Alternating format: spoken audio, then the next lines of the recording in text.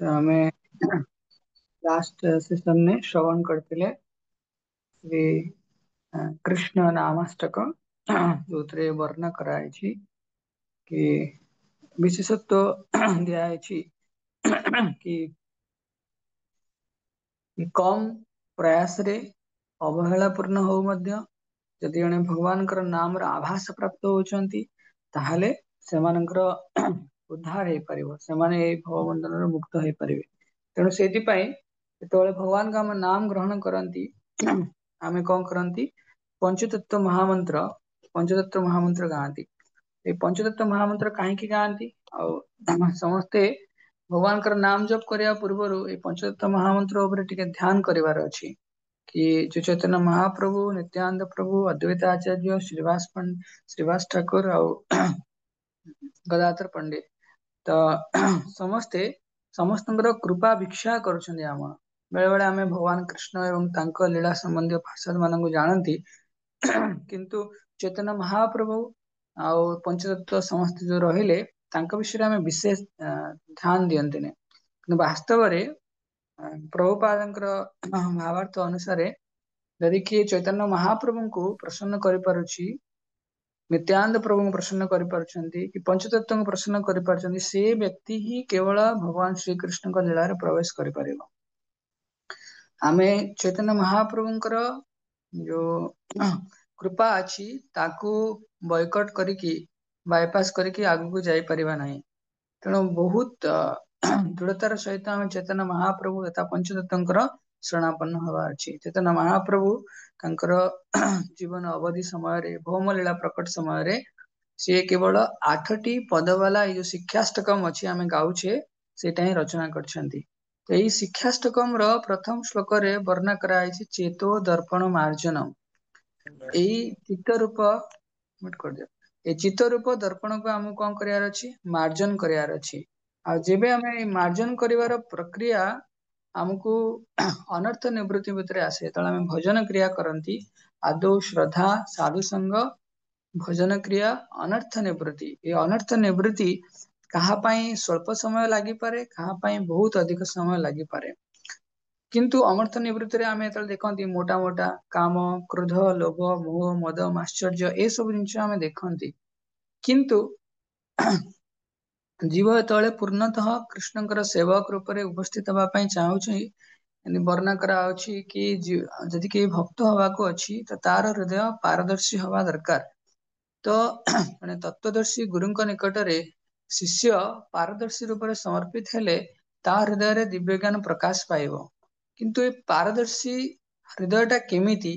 आ ता भितरे कौन कौन कलंक टाइप रो लागि कि थाए ताहाको आमे बहुत तन तन कर देखिबा दरकार आमे जहाँ भी एबे गोटे एक्चुअली मु पर्याय स्टार्ट करया पई चाहे the unspoken obstacle on the path of devotional service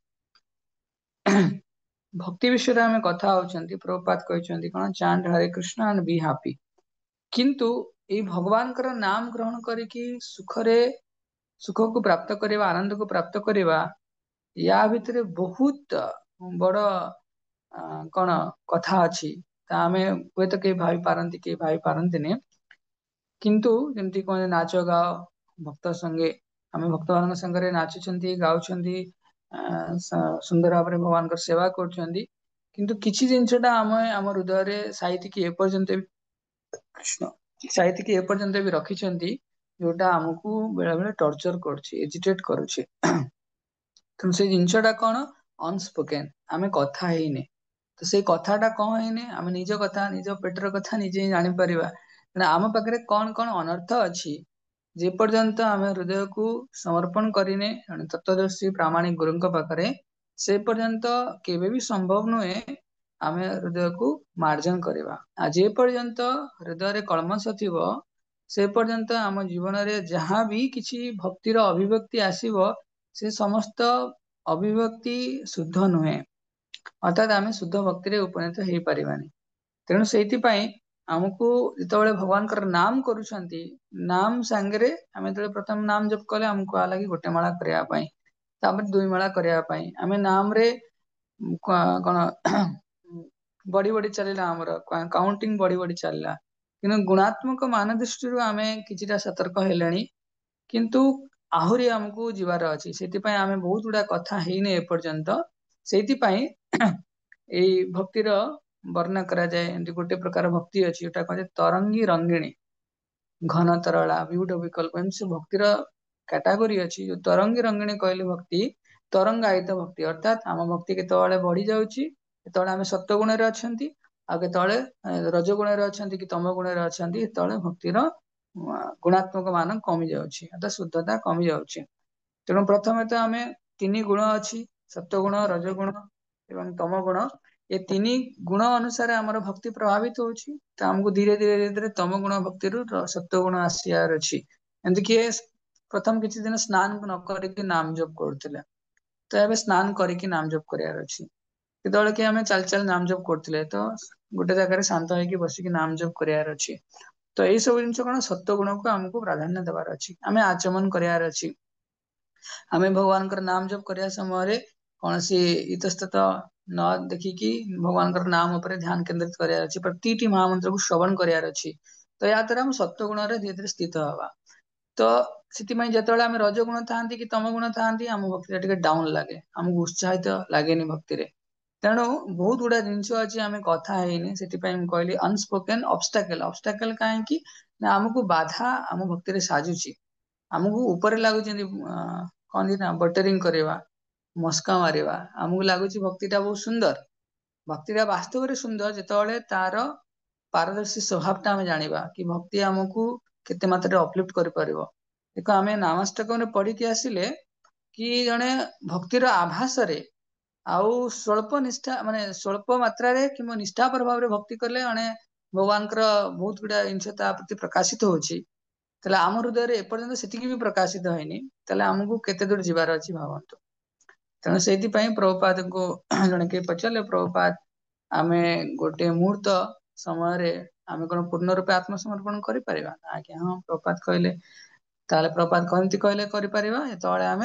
काय मन वाक्य पूर्णतः भगवान श्री कृष्ण नाम प्रति समर्पित हवा तेणु यही गोटे मुहूर्त जो समर्पित होचे पचरे बाकी 24 घंटार प्रयास ही अच्छी तेणु प्रत्येक मुहूर्त सतर्क हवा तो धीरे धीरे यही जिनटा मुझे चाहिए कि जी मोर अनुभव अच्छी या फिर वरिष्ठ भक्त मान श्रवण करी कौ जिन आम भक्ति कथा हुआ से जिन आम आलोचना करवा तो आज केवल तार इंट्रोडक्शन टाइप रो तो प्रत्येक दिन आम छोट छोट जिन श्रवण करवा कि कौ जिन ध्यान देवार अच्छी जहाँ आमको आम जानी पारना आइडेंटिफाई कर पारना आमको कहीं कही ना मु कहूनी हम प्रभुपाद बुक्स सब कहूँ आम श्रवण करवा ठीक अच्छे तो आम भगवान नाम उच्चारण करवा समस्त ध्यान दिंतु नाम उच्चारण करने समय उच्चारण आमर प्राय बहुत डिवोटी देखने स्पष्ट हो गला किंतु श्रवण मु तो देखिपारि मैं जानीपारि कि श्रवण निजे जो नाम उच्चारण कर क्लीयरली श्रवण करार अच्छी ताले बहुत भल लगे आनंद लगे आउ के स्पीड जमा धरनी स्पीड धरले लेट हम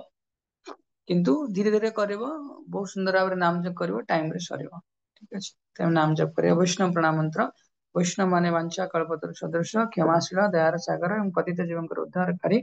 दैनंदिन जीवन में ज्ञात बा अज्ञात स्तर जदि कौन साधु गुरु वैष्णव निकटर अपराध होता है प्रातः मुहूर्त से चरण कमल क्या प्रार्थना मागि नेवा उचित वंशाकल्पतरोर्वश्य कृपा सिंधु पतितानं पावनेभ्यो वैष्णवेभ्यो नमो नमः अनंत कोटि वैष्णव वृंद की जय जगत गुरु श्रील प्रभुपाद की जय।